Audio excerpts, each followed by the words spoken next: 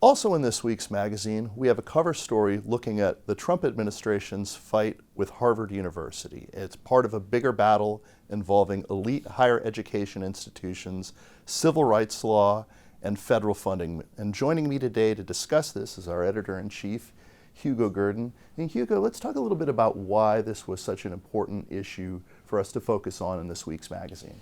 It was important, Jim, because the Trump administration is set up against a number of elite universities. Part of what the Trump administration is trying to do is to bring universities into line, not necessarily with particular policies, but to restore their credibility. In the last couple of years, we've seen extraordinary demonstrations of Jew hatred, anti-Semitism, and it is under the anti-Semitism task force that the withdrawal of funds from Harvard has taken place.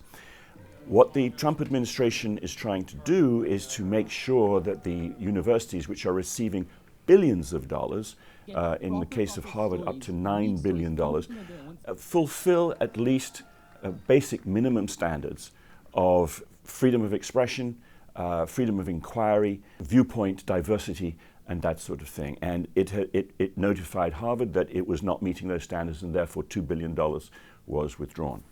So interestingly enough, these are the sorts of mechanisms that the federal government under Democratic presidents have often used to deal with sort of conservative-leaning institutions, right, or what they think are illiberal tendencies in these types of schools. Well, this is one of the remarkable things about what the Trump administration is doing, is that it is essentially replicated the procedures that the Obama administration sought to impose. In 2011, President Obama sent a notorious Dear Colleagues letter, which essentially was said to be guidance, but produced the threat of withdrawal of funds from universities that didn't abide by what the Obama administration wanted on gender politics, matters of sexual assault, etc.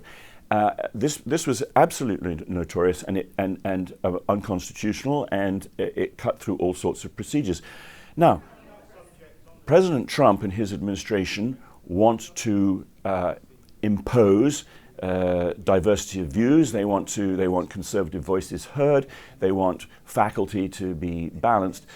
But as with many things that the Trump administration is doing, it thinks that it needs to operate or move at such speed that it's willing to break things and then try and mend them later. And what it has done is cut through the proper procedures. It's probably going to lose some of these cases because there are certain ways in which money can be withdrawn.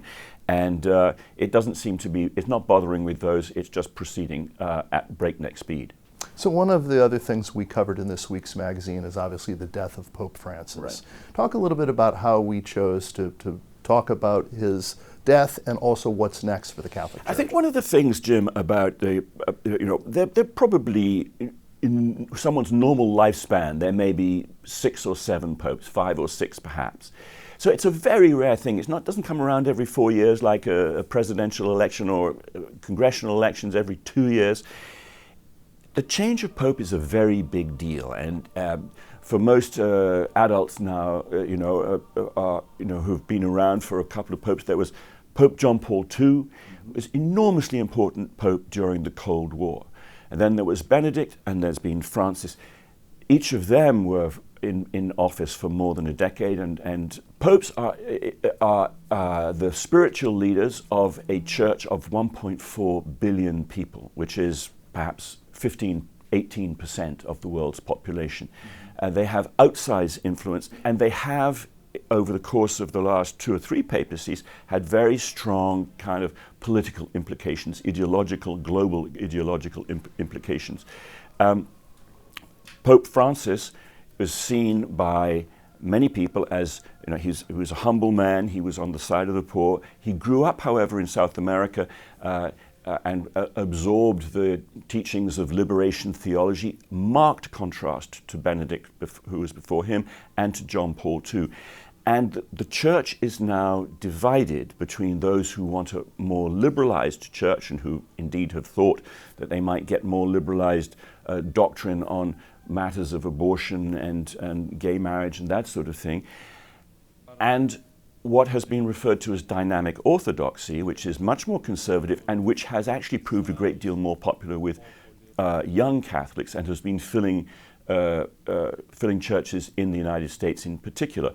So the choice of Pope and the guidance that the Pope and the Vatican give to 1.4 billion people is enormously important to governments all over the world, and it doesn't set up beyond the Catholic Church. Beyond the Catholic Church. It doesn't set up exactly in the sort of left-right paradigm that American politics does, but it fits to an extent that makes governments really pay attention to what's happening. Thank you, Hugo. Thank you. Please read all these stories in our Washington Examiner magazine.